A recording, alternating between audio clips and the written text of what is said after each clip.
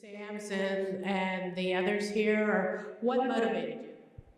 Yeah, so kind of my first conversations with Sam and Jill, and kind of when the whole project started, it was right at the beginning of COVID, and I always go back to kind of the initial hikes at when you're just sitting around wondering like, oh, what's going to happen with COVID, and it was just in the beginning. So my wife and I, we'd go on hikes on the beaches, and we would see just how much plastic kind of right before the shutdown. It seems like it's always a problem kind of the beginning of spring, because all of the lake is just continuously washing, and there's not really any beach cleanups at that time. So it was a little bit of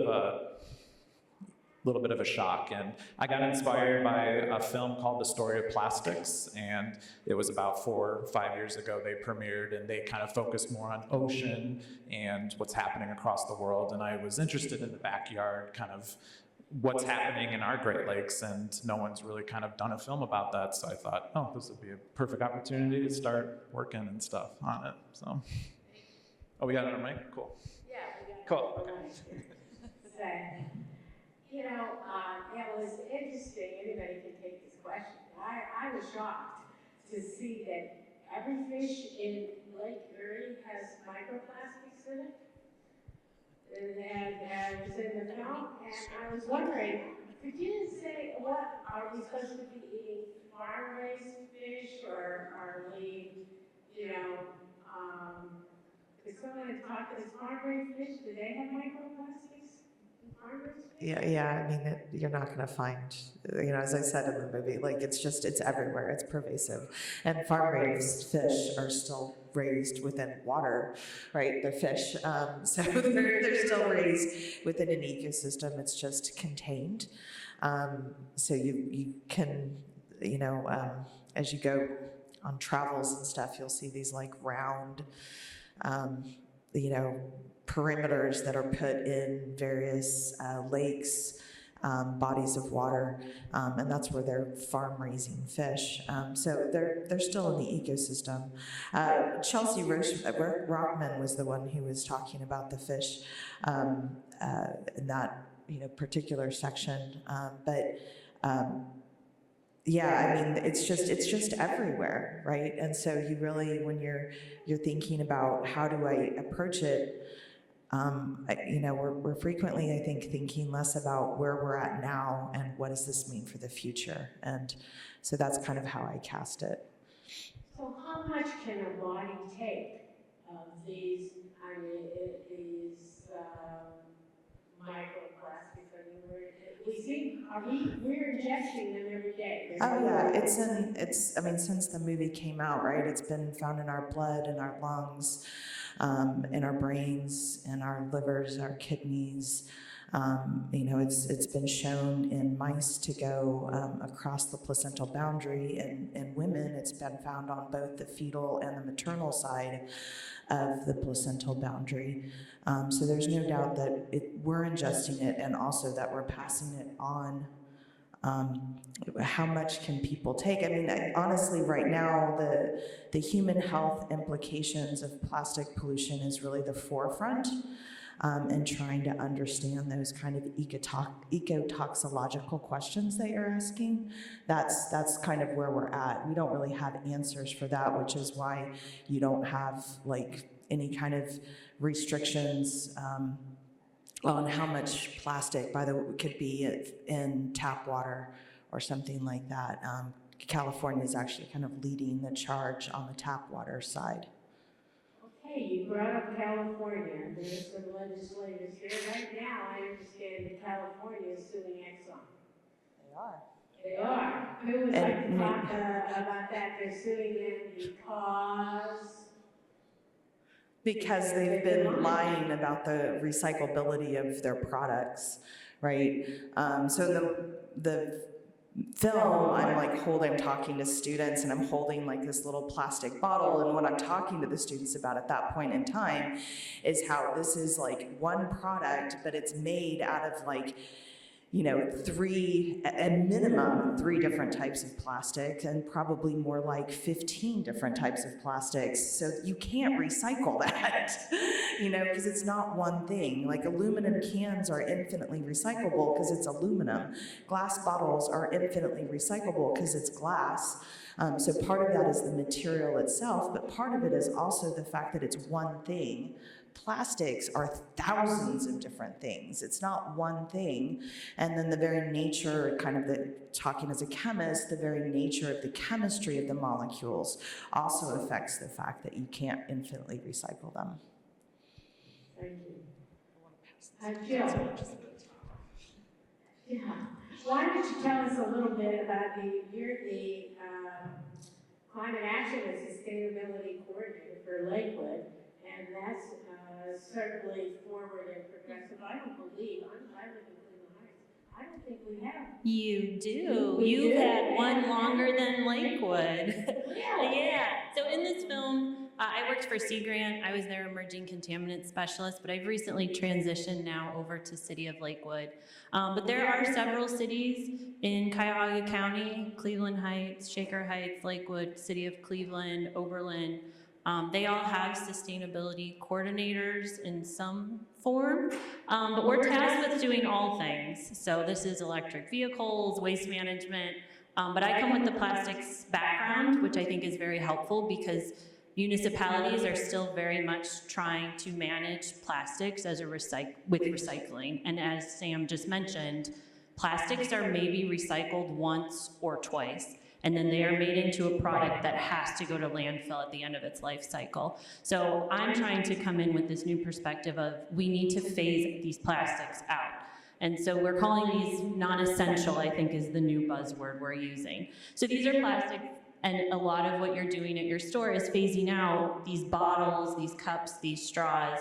So I'm doing work with a lot of businesses in Lakewood to phase out these single-use items. If single-use items do have to be used, for example, like a larger event where reusable doesn't make sense, we're going to try to use truly compostable plastics. There's a lot of greenwashing happening with compostable plastics, and then working with Rust Belt riders to capture these and then turn this organic matter or compostable matter back into compost that can be put, on our farms and in your yards and things like that. So, yes, please. And to add to that on more so of a retail side is we have all of these large big box stores that are saying, oh, buy compostable trash bags, oh, buy compostable straws.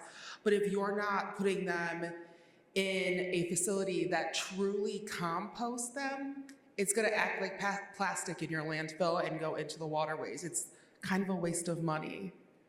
So you have to make sure that you're really composting for our area of Rust Belt riders, if you're using those BPI certified compostable products. Why don't you continue, Rachel, and tell the audience and tell me about your retail store, where it's located, the products that you have in it, how we can find you, and how we can start doing something. This is really, in your film, is a call to action. I mean, really. And okay. Yeah, so I am the operations director for Cleveland Refill. We transitioned from Little Spark Refill Shop, and we recently just closed our retail store because we found that people have really focused on having things delivered. So we're working on transitioning from individuals having to come to our store to us coming to you to make it more accessible for the community. So right now we are on Instagram, which is just Cleveland Refill, and then we're soon, probably in the next month or so, going to be launching subscription services for individuals to subscribe to getting refills of laundry soap, dish soap, hand soap, cleaning products delivered straight to you, so it's more accessible and you don't have to worry about making it during shop hours. What are your shop hours? Well, we don't have a shop anymore. So I guess 24/7, yeah. Okay. How about in Ohio here? What, any of you can speak to this, is the legislature legislature doing anything, specific? I made a list in anticipation of this question, and it's good because 5 years ago, there would not have been a list of legislation in the United States. So just so you know, as you're probably aware, Ohio, we're a bit farther behind than other places. We're not gonna see what California is doing. For example, California, they actually just released or signed into law the first extended producer responsibility for textiles, which is above anyone in the world. Usually Europe is ahead of us, and we beat Europe this time, so good job, California. But so unfortunately here in Ohio, we actually have anti-plastic reduction legislation. So Cuyahoga County was the first county to propose a bag ban. I've done a lot of research on support for bag bans. 75% of people support some type of legislation making it harder for us to access single-use plastics in the state of Ohio. They also support businesses who are taking, steps to reduce plastics within that business. Yet for whatever reason, I don't have, the hundreds of thousands of dollars as the Plastic Bag Alliance, so they don't want to listen to me at the legislative level. So we have what is called a preemption law, and this makes it illegal to ban auxiliary plastic containers in the state of Ohio. So this includes your takeout containers, your bags, your cups, anything styrofoam like that. So Cuyahoga County proposed a ban. COVID hit. Governor DeWine made it illegal during COVID to use a reusable bag in the store for health reasons, which was not founded in science. Then that eventually moved into House Bill 242, which that was passed in 2021. So it is illegal for a municipality to ban plastic bags. So Cuyahoga County has one. It's not legally enforceable. So I work very closely with Catherine at the county. She has stores, some of them said, fine, we'll move away from plastic bags. I even worked with a store who got rid of bags altogether. However, now what's happening is these stores are saying, well, you can't force me to do this anymore. I'm going back to plastic bags. And interestingly, Athens, so down where OU is, January, they legally enforced a bag ban. They were sued the next day by the lieutenant governor. Unfortunately, a judge just ruled in favor of the state, saying that people have the right to use plastic bags and businesses have the right to provide plastic bags. So Ohio, we are the largest plastics producer for resin and any other type of, plastics product. So we have big pro-plastic dollars in the state of Ohio. We also have fracking. Fracking byproduct is cracked into other chemicals to make plastics. So that's why you're seeing so much legislative support for plastics in the state of Ohio. And same in Pennsylvania. Yeah. Same in Pennsylvania?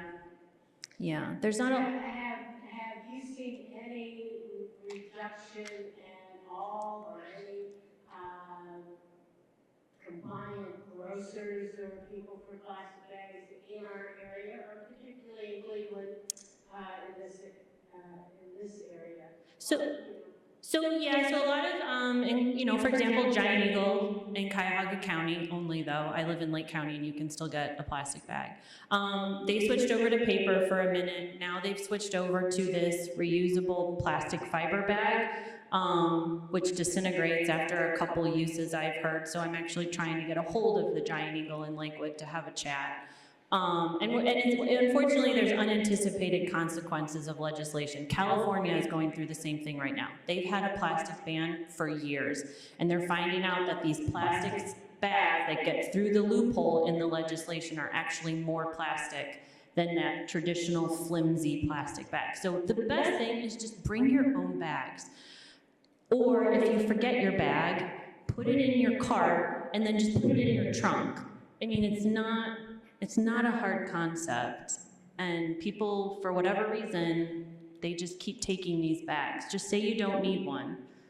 But there are a lot of smaller restaurants and businesses that are doing the right thing, or if they're on the cusp, they're afraid you're going to be unhappy with them. So the best thing you can do is support the businesses that are trying to be more sustainable, and then at the places you like to go to, start having conversations and saying, why are you putting my takeout in a plastic bag? I don't want that. Or why aren't you composting? And start pushing, because I think sometimes they're afraid to make that change.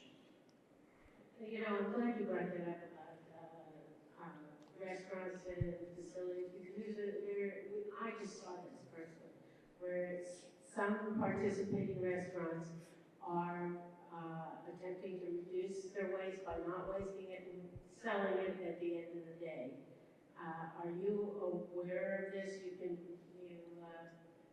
Anybody locally? There's a few of them on these. Oh. Yeah, there's a lot of businesses. Either they'll connect with the Greater Cleveland Food Bank and give food that way, or they'll do discounted food.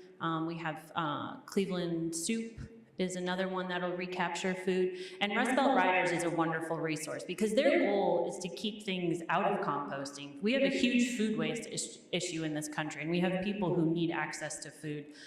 So yeah, there's a lot of organizations that are connecting people to edible food, and then if it can't be consumed because it's past a point, then how do we get that food to composting? How about the audience? Do you have any questions for our panel up here today? Yes, in the front row. One sec. Oop. Oop. And I wanted, oh, hi. Can you, you hear this? We can hear you. Okay, you can probably hear my voice anyway, but I live in Geauga County, and I want to know if you have any knowledge of positive things that are happening here to help with changing things in the community. No? So you don't have any, it would only be whatever's being done in your businesses. But I do know that I have interfaced with some people from Geauga County, especially when I was doing my plastic bag research, and they were willing to put materials and things like that into your grocery stores in Geauga County. And then when I was with Sea Grant, I would also come to your library and do programs on plastics reduction. But unfortunately, because you're in Geauga County, you're not on the lake, and it seems like all of the organizations we have focusing on plastics in Ohio are based along the 8 counties on the lake, and you just fall out of that.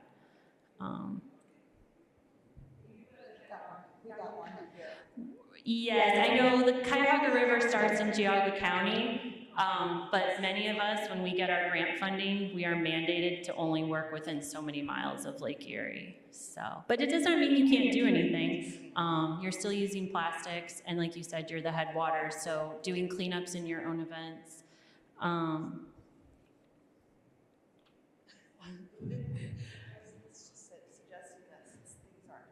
Right. There are, yeah. So you can still do cleanups because most plastics that are found in the lake or found on beaches come from upstream, so that's really important. You can still reduce plastics, but then also there are things happening at the federal level with the Break Free from Plastic Act, where they're trying to do the extended producer responsibility, change the, just the focus on recycling. So there's an election coming up. So you need to really pay attention to who is going to support climate change and plastic reduction policies, because if we want to reduce greenhouse gas emissions, we have to reduce our plastics production. So those go hand in hand. And don't just pay attention to who's going to be the president. If you saw what happened down in Athens County, it was a judge that made that final decision. And so you have to be paying attention to people at all government levels. So. I have a comment and also a question. My comment is to thank you for your film. It was just superb. And I mean, I'm all in now. But the comment really is, can what you just showed, is it practical to have it shown to all high schools, as many as possible, and to young kids, because they're the change we need? So that's my comment. I hope that happens, but I do have a question. and my question is to clarify, when I buy something that it says it is compostable, tell me again, where do you put it so it really goes somewhere? Yeah, so I'll start with film distribution is a very complex kind of, getting the film in festivals is one thing, but getting it out to everyday people in high schools, elementary schools, there's a lot of kind of, what's a good word for it? Just, it's like, you gotta get the right partnerships. I'm trying to do some self distribution right now, and getting community events together, I'm finding is kind of like my next step. And then I am in talks, like an educational distributor has shown interest in kind of getting it out there directly to high schools, and they have a huge network and they have the right people to connect with that. So, and then. Sure.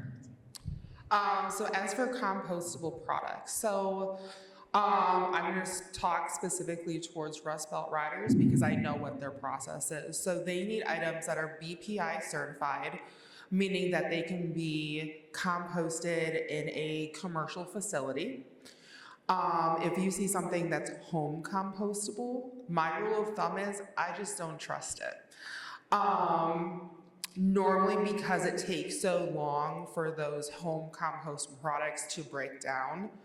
And I have a lot of trust in Rust Belt riders and what they do. So when you're using, say you go to a cafe and they have a compostable cup, if you see that it's BPI certified somewhere on the cup, I would either subscribe to Rust Belt Riders for a local drop-off or an at-home pickup, and simply just put it in your bucket or into their collection container.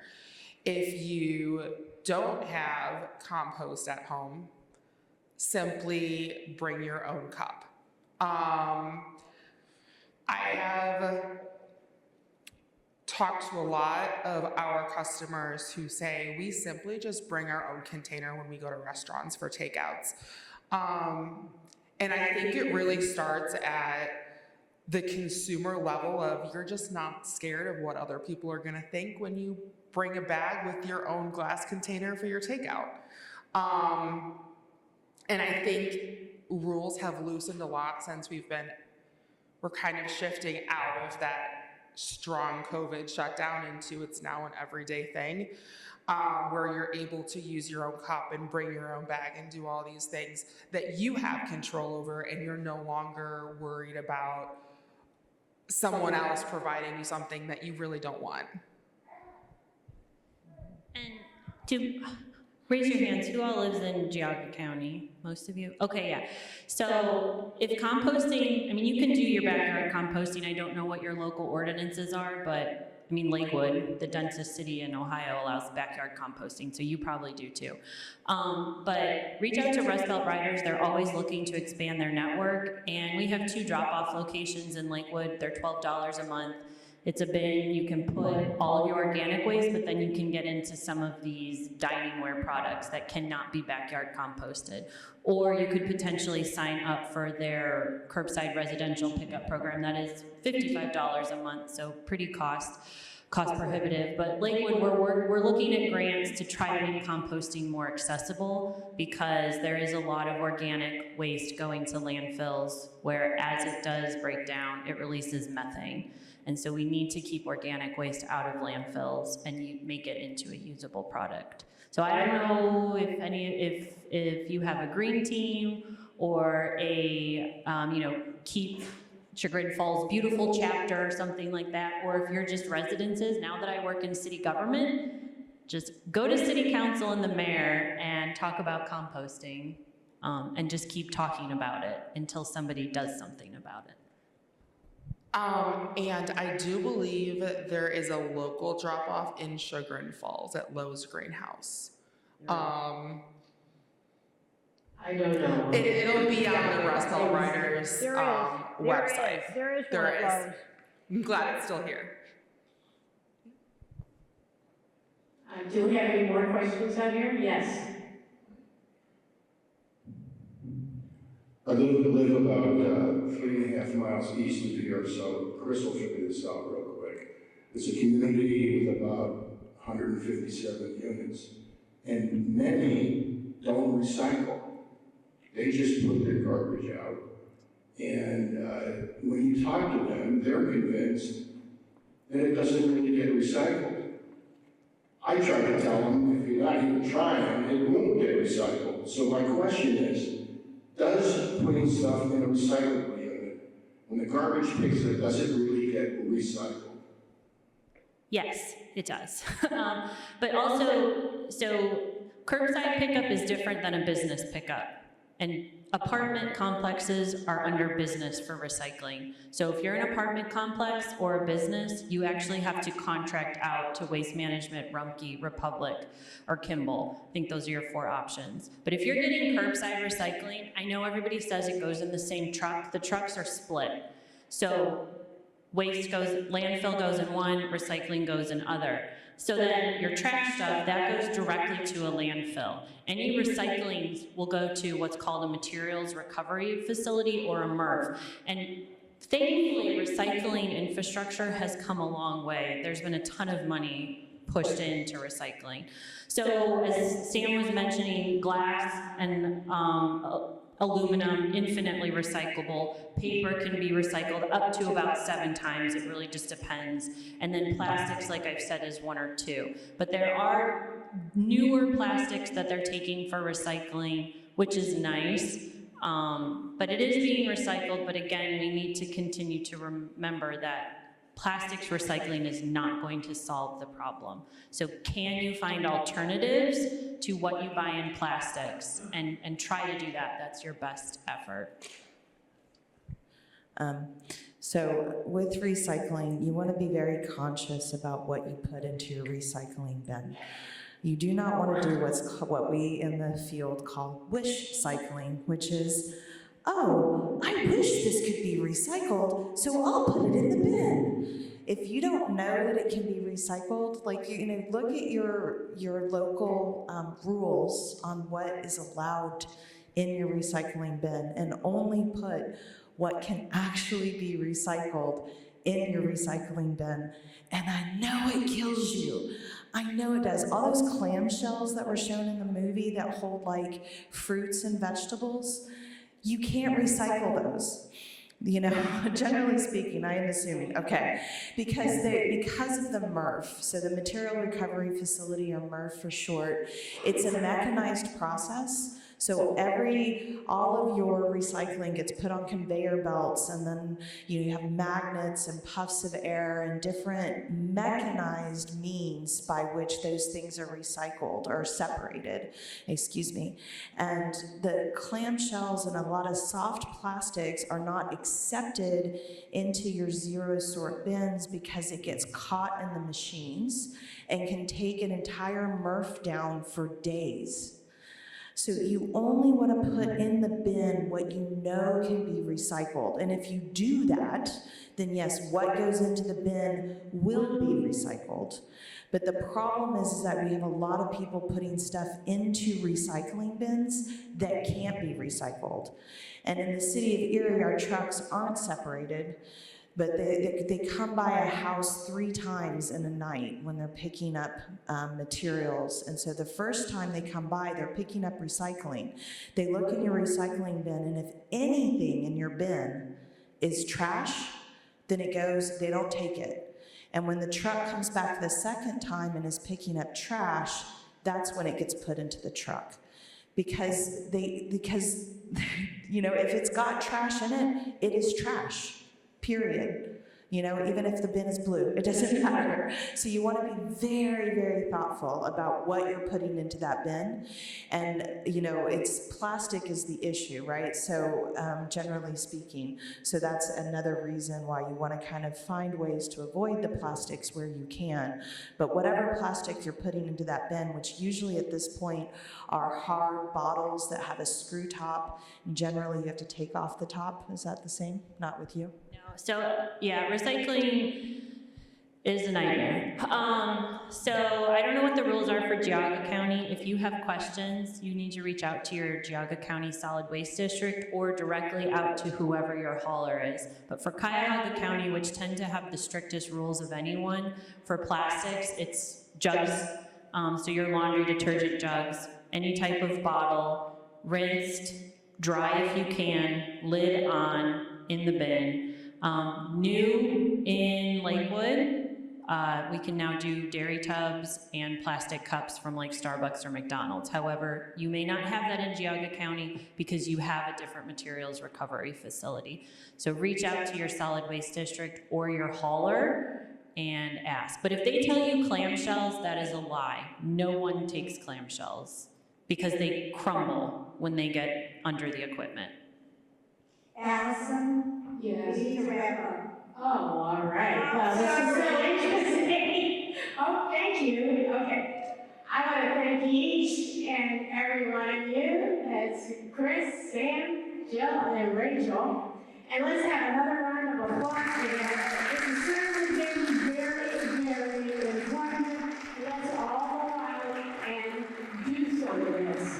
Let's not use plastic bags. I'm sure many people in here are doing that.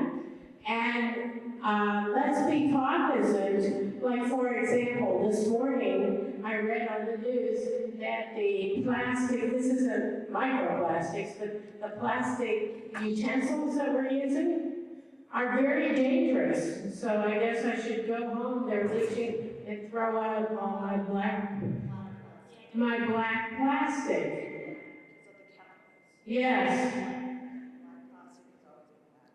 Yes, so lots to know. Thank you all for coming. We really appreciate it. We really